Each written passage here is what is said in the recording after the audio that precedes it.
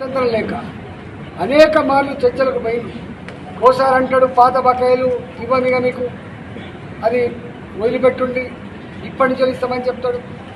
Government అనేది continuous process. ఒకనాడు చంద్రబాబు నాయుడు గారు కింద ముఖ్యమంత్రి, ఆ తదుపరి రాజశేఖర్ గారు వచ్చింది, ఆ తదుపరి రోషా గారు వచ్చింది, ఆ తదుపరి కిరణ్ కుమార్ గారు వచ్చింది, మొన్నటిదాకా కేసీఆర్ గారు ఉండే, ఇవాళ రేవంత్ రెడ్డి గారు వచ్చింది.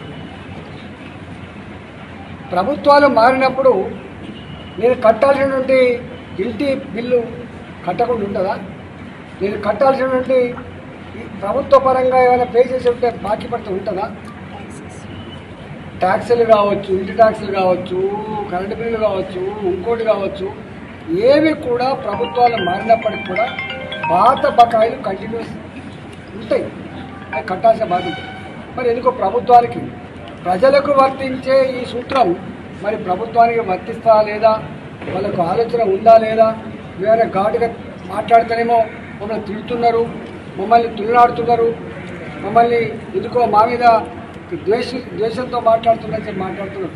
నేను ఒకటే అంటున్నా, ఇవాళ గవర్నమెంట్ అనేది కంటిన్యూస్ ప్రాసెస్.